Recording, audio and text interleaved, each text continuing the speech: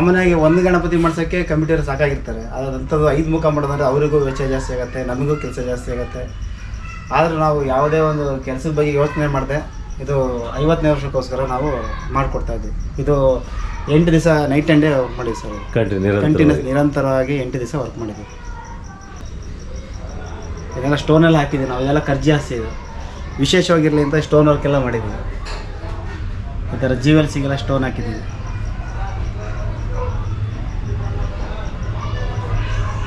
ಇದು ವಿಶೇಷ ಜಾಸ್ತಿ ದೇವಸ್ಥಾನದಲ್ಲಿ ಇರುತ್ತೆ.